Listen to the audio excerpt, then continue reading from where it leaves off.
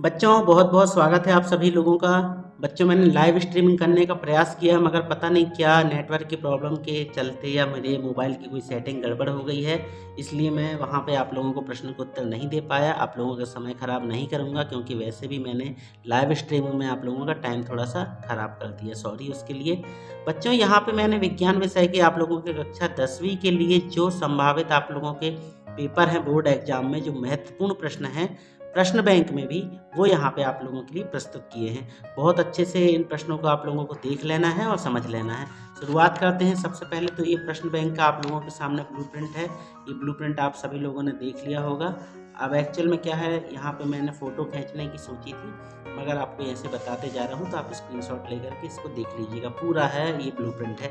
बात करते हैं हम अपने अध्याय 1 की। तो शुरुआत जब होती है अध्याय 1 की तो इसमें सही विकल्प दिए हुए हैं। तो सही विकल्प तो वैसे ही बच्चों आप लोगों से ये जो होगा कि अपने आप बन जाएंगे। कैसे बन जाएंगे? इनके जो उत्तर हैं आप लोगों के पास, अगर प्रश्न बैंक है, बहुत सारे ग्रुपों में पीडीएफ डली है। मेरे Telegram channel DSR for you में भी मैंने पीडीएफ डाल दी है क्वेश्चन बैंक की, तो वहाँ से जाके आप लोग डाउनलोड करें और उसको पढ़ लें। तो उस जो प्रश्न बैंक है बच्चों, उसमें आप लोगों के ये जो सही विकल्प है ये सारे दिए हुए हैं सही विकल्प, और साथ में लास्ट में बिल्कुल प्रश्न बैंक के लास्ट में सारे सही विकल्पों के उत्तर भी मौजूद हैं। अब फॉर एग्जांपल जैसे अब हम यहाँ पे देखें, पहला प्रश्न लिखा हुआ है कि किसी रासायनिक अभिक्रिया का निर्धारण होता है जब किस चीज़ से अवस्था में परिवर्तन हो, रंग में परिवर्तन हो, तापमान में परिवर्तन हो या उपरोक्त में से कोई नहीं। तब इसका उत्तर क्या आएगा? इसका उत्तर ये लिखा हुआ है, पहले का दा, मतलब कि उपरोक्त में से कोई नहीं। तो बच्चों ये जो आप लोगों के सही विकल्प हैं ये आप लोग तैयार कर लीजिएगा, याद कर लीजिएगा। हम बात करते हैं प्रश्न उत्तर की। अब यहाँ पे जैसे आप लोगों का पहला प्रश्न आया है, ऊष्माक्षेपी अभिक्रिया किसे कहते हैं? तो बच्चों जब भी कोई रासायनिक अभिक्रिया घटित होती है, तो कोई भी रासायनिक अभिक्रिया घटित होती है तो उसमें दो चीज़ें मिलती हैं। ये तीर का निशान बताता है कि रासायनिक अभिक्रिया घटित हो रही है, और यहाँ पे जो चीज़ें पार्टिसिपेट करती हैं बच्चों वो कहलाते हैं अभिकारक, और इनके पार्टिसिपेशन से, इनके क्रिया में भाग लेने से जो चीज़ बनती है उसे हम बोलते हैं उत्पाद। फॉर एग्जाम्पल लाइव स्ट्रीमिंग के माध्यम से मैंने आप लोगों को ये एग्जाम्पल दिया था, फिर से यहीं दूंगा। जैसे मान लो हम चाय बना रहे हैं, तो चाय में बच्चों हमने किस चीज़ का उपयोग किया? शक्कर, दूध, ठीक है, और चाय पत्ती। इस तरीके से ये तीन चीज़ें, पानी लेना है तो पानी ले लिए, ये चार चीज़ों का हमने प्रयोग किया। और इसके पूरी जो इनकी बीच में प्रोसेस हुई, यहाँ पे हमने क्या दी? इसको ऊष्मा दी, गरम किया, ठीक है ना, गरम किया तो इसके करने से क्या बन गया बेटा? यहाँ पे चाय बन गई, चाय बन गई। तो बच्चों ये जो चारों चीज़ थे ये कहलाते हैं अभिकारक। क्या कहलाते हैं?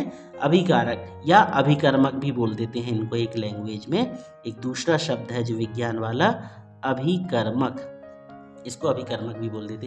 तो अभिकारक या अभिकर्मक कहलाते हैं। और फिर ये जो तीर का निशान होता है ये बताते कि इनके बीच क्रिया हुई है। अगर गर्म कर रहे थे तो यहाँ ऊष्मा लिख दिए हमने, और इसके बाद जो चीज़ बनी ये बनी क्या? चाय बनी, तो इसे हम कहते हैं उत्पाद। ये क्या कहलाता? उत्पाद। तो सबसे पहला प्रश्न आया था आप लोगों का, ऊष्माक्षेपी अभिक्रिया किसे कहते हैं? तो ऊष्माक्षेपी अभिक्रिया का बिल्कुल सिंपल हम कॉन्सेप्ट बता रहे हैं कि वह रासायनिक अभिक्रिया में, किसी भी रासायनिक अभिक्रिया में यदि उत्पाद के साथ साथ, क्या? उत्पाद के साथ साथ ऊष्मा भी निकले। रासायनिक अभिक्रिया में उत्पाद के साथ साथ ऊष्मा भी निकले तो वो कहलाती है ऊष्माक्षेपी अभिक्रिया। और ऊष्माशोषी दूसरी अभिक्रिया थी, क्या? ऊष्माशोषी अभिक्रिया। तो रासायनिक समीकरण ये पूरा ज्यों का त्यों रहे, प्लस उत्पाद बने, पर जो ऊष्मा है वो ना निकले। तो इसकी परिभाषा क्या होगी कि यदि किसी रासायनिक अभिक्रिया में उत्पाद के साथ साथ ऊष्मा का भी उत्सर्जन होता है, आप लोग लिख लेना, मैं बोल दे रहा हूँ, वह रासायनिक अभिक्रिया जिसमें उत्पाद बनने के साथ साथ ऊष्मा भी उत्सर्जित हो या ऊष्मा भी बाहर निकले, तो ऐसी रासायनिक अभिक्रिया ऊष्माक्षेपी अभिक्रिया कहलाते हैं। ऊष्माशोषी में क्या लिखोगे? वह रासायनिक अभिक्रिया या ऐसी रासायनिक अभिक्रिया जिसमें उत्पाद बनने के साथ साथ ऊष्मा का उत्सर्जन ना हो तो ऊष्माशोषी अभिक्रिया कहलाती है। अब आपको इस प्रश्न का उत्तर यहाँ पे मैं गाइड के माध्यम से भी दे रहा हूँ, ये भी देख सकते हैं आप। परीक्षा अध्ययन की परिभाषा आप देख लीजिएगा। ऊष्माक्षेपी ऊष्माशीतलीय अभिक्रिया को उदाहरण सहित समझाइए। ये दी है परिभाषा और ये उसके उदाहरण दिए। ठीक है, ये जिन रासायनिक अभिक्रिया में उत्पादों के साथ ऊष्मा भी निकले हैं तो उसको क्या बोलते हैं, ऊष्माक्षेपी। और जब ऊष्मा का अवशोषण हो जाए, या आप लिख देना कि जिस रासायनिक अभिक्रिया में उत्पादों के साथ ऊष्मा नहीं निकलती, इसके लिए जब यहाँ भी लिखा है ना तो यहाँ पे आप नहीं निकलती कर देना और लिख देना ऊष्मा शोषी अभिक्रिया। ये एग्जाम्पल ले लीजिएगा। ये हो गया हमारा पहला प्रश्न। बात करते हैं हम अपने दूसरे प्रश्न की, जो कि इम्पोर्टेंट है इस अध्याय से, वो है विस्थापन एवं द्विविस्थापन अभिक्रिया को समझाइए। ये देखिए, परीक्षा अध्ययन में विस्थापन अभिक्रियाओं का उत्तर ये दिया हुआ है कि वे अभिक्रियाएं जिनमें एक अभिकर्मक तत्व दो अभिकर्मक तत्व रहे। ठीक है, जैसे कि यहाँ पे एक अभिकर्मक तत्व ये रहा और दूसरा ये रहा, दो लोगों के लिए सीट रिजर्व थी। तो ये बोल रहे हैं एक अभिकर्मक तत्व दूसरे अभिकर्मक यौगिक से दूसरे तत्व को, ये एक वही हवाई जहाज की जो ड्राइविंग सीट होती है, दो ड्राइवर लगते हैं, तो यहाँ ए और बी मिल करके हवाई जहाज उड़ा रहे थे। एक कहीं से एक सी बंदा आया, उसने क्या किया, इस बी के स्थान पे आके वो बैठ गया और बी को चलता कर दिया। ठीक है, ये सी कहाँ क्या किया, इसने सी जा करके बी के स्थान पे बैठ गया और उसने बी को भगा दिया। मतलब पहले ए और बी चला रहे थे, अब कौन चलाने लगा, ए और सी। यही लिखा हुआ है इसमें, देखें ये लिखी हुई है परिभाषा ऊपर, क्या कि वे अभिक्रियाएं जिनमें एक अभिकर्मक तत्व दूसरे अभिकर्मक यौगिक से दूसरे तत्व को, ये एक अभिकर्मक तत्व दूसरे अभिकर्मक यौगिक से दूसरे तत्व को विस्थापित करके स्वयं उसका स्थान ग्रहण कर लेता है, तो ये कहलाती है विस्थापन अभिक्रिया। ठीक है, फिर आप ये एग्जाम्पल लिख दीजिएगा। दूसरी होती है द्विविस्थापन अभिक्रिया। द्विविस्थापन अभिक्रिया का भी एग्जाम्पल मैं आप लोगों को बता दूं। ये दो लोग थे, ठीक है, ये रहा ए और ये रहा बी। ए क्या रख के बैठा था, केवल पुड़ी, और बी क्या रख के बैठा था, केवल सब्जी। समझने का प्रयास कीजिएगा। अब ये पुड़ी तो खाएगा नहीं, ये सब्जी खाएगा नहीं। इसने अपनी कुछ पुड़ी इसको दे दी और इसने अपनी सब्जी कुछ इसको दे दी, तो हुआ क्या, दोनों के पास पुड़ी सब्जी हो गई, दोनों खा लेंगे। तो इनने क्या करे, इनके बीच जो ये आदान प्रदान हुआ, ये एक्चुअल में क्या कहलाते हैं, आयन। क्या कहलाते हैं, आयन। तो दो तत्वों के बीच जब आयनों का आदान प्रदान हो जाता है तो इस प्रकार की अभिक्रिया को द्विविस्थापन अभिक्रिया कहते हैं। इसका भी उदाहरण आपके सामने परिभाषा ये लिखी हुई है। वे अभिक्रियाएं जिनमें अभिकारकों के बीच आयनों का आदान प्रदान होता है तो वो द्विविस्थापन अभिक्रियाएं कहलाती हैं। एग्जाम्पल ये लिखा है, आप लिख लीजिएगा। ठीक है, ये हो गई आयनों का आदान प्रदान द्विविस्थापन में। ये दूसरा प्रश्न हो गया। इसके बाद बच्चों यहाँ पे एक प्रश्न था, तेल एवं वसायुक्त खाद्य पदार्थों को नाइट्रोजन से प्रभावित क्यों किया जाता है। उत्तर देखें आप, तेल तथा वसायुक्त खाद्य पदार्थ क्या होते हैं, वायु से। यदि खुले में कोई खाना रखा रहे तो वो क्या होता, हवा के संपर्क में आके क्या हो जाता है, सड़ने लगता, खराब हो जाता। उसी सड़ने खराब को एक भाषा में शब्द कहते हैं विकृत गंध। विकृत गंध, विकृत मतलब बिगड़ा हुआ, गंध मतलब बदबूदार। बिगड़ा हुआ मतलब सड़ा, गंध मतलब बदबूदार। ठीक है, सड़ा और खराब क्या है, तेल एवं वसायुक्त खाद्य पदार्थ वायु से क्रिया करके विकृत गंधी हो जाते हैं। इसलिए तेल एवं वसायुक्त खाद्य पदार्थों को नाइट्रोजन से प्रभावित किया जाता है। नाइट्रोजन सामान्य ताप पर आसानी से अभिक्रिया नहीं करती। मतलब ये पूरा लिख दीजिएगा आप लोग, ये इतना पॉइंट आप काट दीजिएगा। ये हो गया इस प्रश्न का उत्तर। सीधी बात क्या है कि खुले में रखोगे कोई चीज़ तो खराब हो जाएगी, इसलिए उसमें अगर नाइट्रोजन गैस भर दी जाए, जैसे चिप्स के फूले हुए पैकेट आपने देखे होंगे, उसमें क्या होती है, गैस भरी रहती है, इसलिए बच्चों को खराब नहीं होते। और कौन सी गैस भरी रहती है, नाइट्रोजन गैस। इसी प्रश्न का उत्तर था ये। अगला प्रश्न है, सोडियम को मिट्टी के तेल में डुबोकर क्यों रखा जाता है। इस प्रश्न का उत्तर आप देख लें। तो सोडियम को मिट्टी के तेल में डुबोकर क्यों रखा जाता है। एक्चुअल में सोडियम जो धातु है ये क्या करती है, अगर ऑक्सीजन से इसकी क्रिया करा दी जाए तो ये क्या हो जाती है, नष्ट हो जाती है। क्या हो जाती, नष्ट हो जाती है। अब हम मिट्टी के तेल में रखते, अगर हम जल में रखें तो देखें आप, जल का सूत्र क्या होता है, H2O। H2O मतलब कि हाइड्रोजन और ऑक्सीजन दोनों के संयोग से बना।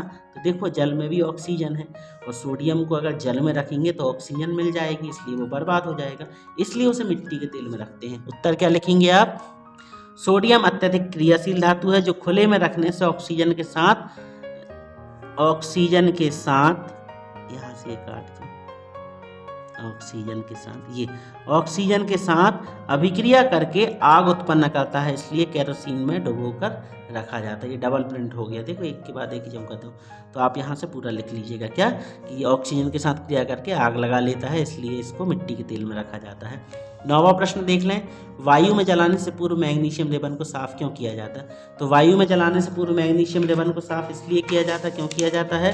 मैग्नीशियम जो होता है बच्चों, ये अपने ऊपर ऑक्सीजन की परत चढ़ा करके मैग्नीशियम ऑक्साइड बना लेता है। Mg की क्रिया, मैग्नीशियम की क्रिया ऑक्सीजन से होती है तो MgO बन जाता है, मतलब मैग्नीशियम ऑक्साइड। और जो मैग्नीशियम ऑक्साइड की जो परत होती है वो इतनी बेकार होती है कि इस मैग्नीशियम का उपयोग आग लगाने जैसी चीज़ों में जलाने के रूप में किया जाता है। तो इसको अगर जलाने के पहले साफ़ ना करो तो ये क्या होता है, इसमें ये परत चढ़ी रहती है, इसलिए ये जलता नहीं है। तो इस परत को हमें साफ़ करना पड़ता है। क्यों साफ़ करना पड़ता है? ताकि ये आग पकड़ ले। बिल्कुल सिंपल है। क्या लिखोगे आप? ये परिभाषा देखें आप, वायु में जलाने से पहले मैग्नीशियम रिबन को इसलिए साफ़ किया जाता है ताकि इसकी ऊपरी सतह हट जाए, साथ ही ये धूल कण भी साफ़ हो जाए, ताकि मैग्नीशियम की सतह हवा के प्रत्यक्ष संपर्क में आ सके। मैग्नीशियम बहुत ही क्रियाशील धातु की तरह है। जब यह खुले में रखा जाता है तो इसकी बाहरी सतह वातावरण के ऑक्सीजन से क्रिया करके मैग्नीशियम ऑक्साइड की परत बना लेती है। ठीक है, बस इतना ही बस लिखना है। तो आप चाहो ना तो यहाँ से यहाँ तक, वायु में जलाने से पहले मैग्नीशियम रिबन को साफ इसलिए किया जाता है ताकि इसकी ऊपरी सतह हट जाए। पहले यहाँ तक लिख लेना, ठीक है। ये फिर इसके बाद लिख देना यहाँ से, मैग्नीशियम बहुत ही क्रियाशील धातु है, बना लेती है। सिंपल। और ये एग्जाम्पल लिख लेना। और अगर आपको परीक्षा अध्ययन वगैरह में कोई अच्छी सी परिभाषा मिले तो आप वो भी लिख सकते हो। अगला प्रश्न बात करते हैं। अगला प्रश्न है, रेडॉक्स अभिक्रिया किसे कहते हैं? तो देखो, रेडॉक्स अभिक्रिया के लिए परीक्षा अध्ययन की डेफिनेशन दे रहे हैं हम। रेडॉक्स अभिक्रिया से क्या? तो वे अभिक्रियाएं जिनमें एक अभिकारक का उपचयन तथा दूसरे अभिकारक का अपचयन होता है। ठीक है, एक अभिकारक का उपचयन तथा, ये इतना काट दो, वे अभिक्रियाएं जिनमें एक अभिकारक का उपचयन तथा दूसरे अभिकारक का अपचयन होता है तो ये उपापचयन या रेडॉक्स अभिक्रियाएं कहलाती है। ध्यान रखिएगा, इसका नाम बदल के उपापचयन नाम भी आ सकता है पेपर में। दोनों आप नाम याद रखिएगा, बस सिंपल सी है। ये लिख लिया एग्जाम्पल आप। और अगर आपको ये एग्जाम्पल नहीं लिखना है तो GPH में एक एग्जाम्पल दिया हुआ है, ये लिख देना, क्यूप्रस ऑक्साइड की जल से क्रिया, हाइड्रोजन से क्रिया कराए तो ये बन गया कॉपर और ये जल के रूप में विस्थापित हो गया। ये एग्जाम्पल लिख देना आप, हो गया। इसके बाद बच्चों प्रश्न नंबर यहाँ पे है लघुत्तरी का पहला, संतुलित रासायनिक समीकरण किसे कहते हैं? एक संतुलित रासायनिक समीकरण लिखिए।